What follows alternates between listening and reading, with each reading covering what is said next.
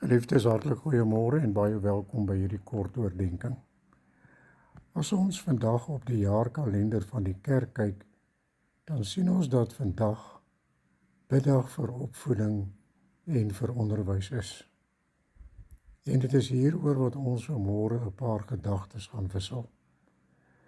In 'n verslag van die Center for Development and Enterprises, die CDE soos dit bekend staan, word daar die volgende geskrywe: The silent crisis, time to fix South Africa's schools. En is dit nie so waar nie? Ek dink nie een van ons sal daaroor twyfel nie. Ons onderwys in die land is werklik in 'n groot krisis. Daar word beweer volgens statistiek dat van alle skole in die land slegs 20% goed funksioneer, terwyl 80% wanfunksioneel is.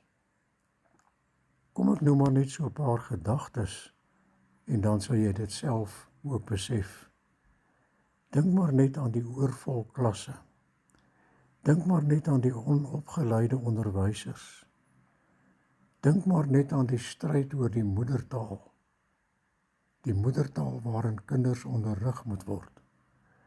Dink maar net aan die veelbesproke Bella-wet om die beheerliggame uit die ouers se hande te neem en in die staat te plaas.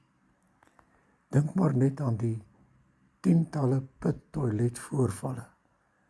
Dink maar net aan die vervoer, die geweldige taxi-ongelukke waarin jong kinders hulle lewe verloor. Dink maar net aan so baie dinge wat ons skole as ware bedreig. Om nie eers te praat van die kurrikulum nie. Die kurrikulum waar daar klem gelê word op evolusie en waar seksvoorligting daarin bestaan, nie dat skoolkinders dit moet vermy nie, maar eerder hoe om veilige seks te hê. En so kan 'n mens aangaan. En ons kan nie vanmôre daaroor twyfel nie. Die onderwys in Suid-Afrika is werklik in 'n krisis. En as 'n mens nou vanmôre hieroor baie verder gaan uitbrei, dan raak 'n mens net al meer te neergedruk. Ek wil byna sê 'n mens raak depressief as jy na al hierdie dinge in en om ons skole kyk.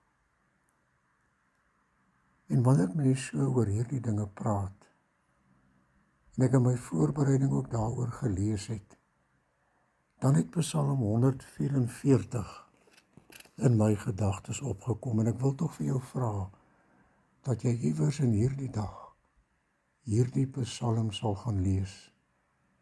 'n Psalm, iets wat onbekend, maar 'n Psalm, wat soveel bemoediging vir ons kan gee. Ja, in ons daaglikse lewe, in ons politieke lewe, maar ook, en dit gaan jy net nou hoor, spesifiek ook in die lewe van ons kinders. Hier in Psalm 144 bevind Dawid hom in 'n baie netelige posisie. Hy word deur die vyand aangeval. Sy volk word bedreig. En as hy beeldspraak gebruik, dan praat hy van die vyand as geweldige waters wat sy land oorstroom. Hy weet nie of hy hier moet keer en of hy daar moet keer nie. Alles is die mekaar. Dit voel of sy koninkryk ten gronde wil gaan.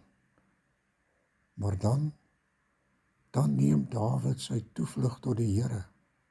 Gaan lees dit maar in hierdie Psalm.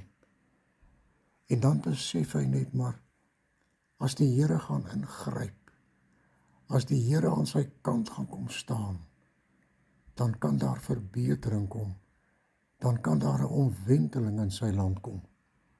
En dan, vanaf die 12de vers, dan sien hy in sy geestesoog hoe dat dit sal lyk as die Here ingegryp het en as die Here uitkoms gegee het. Dawid gebruik mooi beeldspraak. Hy sê maar, as die Here ons gered het uit die hand van die vyand, dan sal daar op die landbougebied voorspoed kom. Die skure sal vol wees, die kleinvee sal aandeel, die kalweroes sal groot word en dit sal goed gaan in ons land. Maar hy praat nie net oor die landbou nie. Hoor bietjie wat sê Dawid, as die Here opnuut weer in sy land regeer, dan sê hy, dan sal dit ook goed gaan met die kinders van die volk. Hy sê, ons seuns sal wees soos plante wat hoog groei en ons dogters soos hoekpilare uitgebuitel soos vir 'n paleis. Ja, as die landsomstandighede verbeter, as God weer in beheer van dit alles is, dan sal dit ook goed gaan met die seuns en met die dogters. Hulle sal opstaan en hulle sal voorspoedig wees. Is dit nie iets van 'n weerspieëling van ons land nie? Ja, ons politiek is teen mekaar. Politieke partye stry teen mekaar. Baie van ons leiers erken nie God as hulle koning en hulle skepper nie. En hierdie dinge, hierdie teen mekaar politiek, vloei oor na ons skole. En daarom is dit so waar om te sê dat die skole is in 'n krisis gedompel, dit wat ons elke dag beleef. As ons dan vandag wil bid vir die opvoeding en die onderwys, moet ons nie net bid vir ons skole nie, nie net bid vir ons kinders en die leerkragte nie, maar ons moet soos Dawid bid, dat die Here opnuut weer totale beheer oor ons land sal neem. Hemelse Vader, dankie dat ons kinders en kleinkinders het, wat nog in die opvoedingfase is. Here, ons weet die skole is in 'n krisis, maar 'n groot deel daarvan is omdat ons land, ons regering, ons leiers, Here, U nie erken as die koning en die heerser van dit alles nie.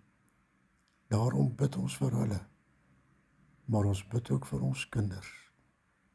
Maak ons skole wat naby aan U leef, en gee dat ons kinders, ons seuns sal opgroei en ons dogters so sterk pilare sal word. In Jesus se naam. Amen.